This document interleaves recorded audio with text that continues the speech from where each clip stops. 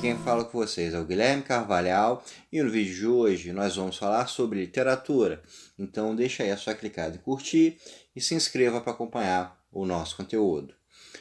No vídeo de hoje a gente vai falar sobre o livro Se Eu Fechar Meus Olhos Agora, que foi publicado, foi escrito pelo jornalista Ednei Silvestre, que é bastante conhecido pelo seu trabalho na Rede Globo, e foi lançado no ano de 2009 e ganhou o Prêmio Jabuti de Melhor Romance em 2010 e também o Prêmio São Paulo de Literatura na categoria de Melhor Autor Estreante.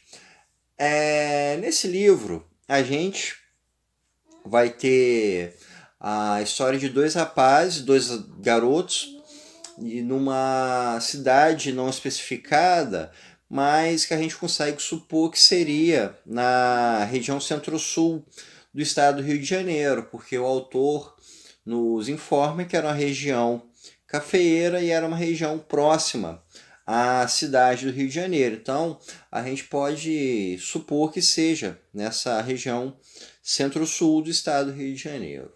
Na história, a gente tem dois garotos, o Paulo e o Eduardo, que são muito amigos, muito próximos, estudam juntos.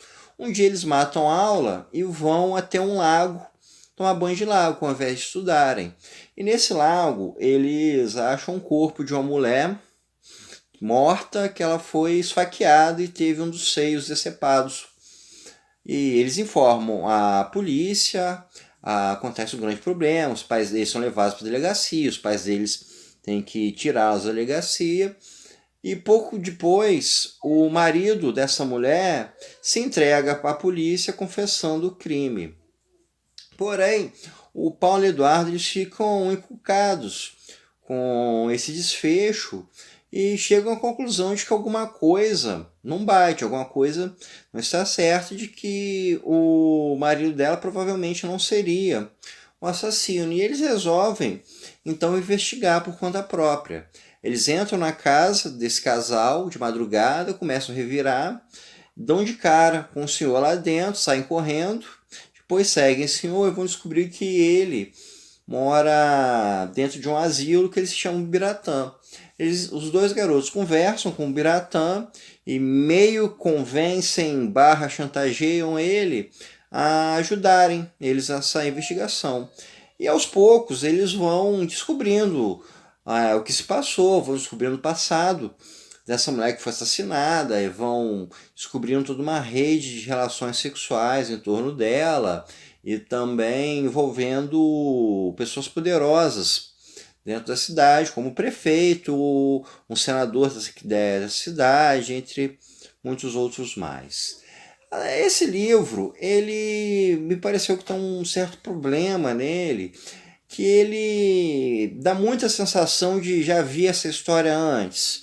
É um livro de formação, onde a gente tem dois garotos, adolescentes, que estão passando por uma determinada situação que vai influenciar tanto na amizade entre os dois, quanto na relação deles com a vida, com o mundo e tal.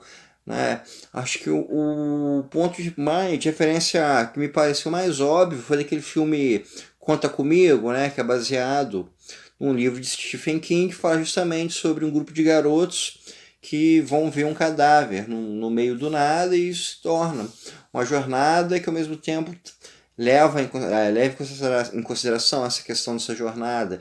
Então, o enredo que o Ednei Silvestre nos apresenta, ele é um pouco batido, né? A história de uma pessoa morta e aquilo que a polícia considera parece que não é, e há um grande enredo, uma grande trama por trás disso. Tudo isso, né, nos dá uma sensação de já vi isso antes.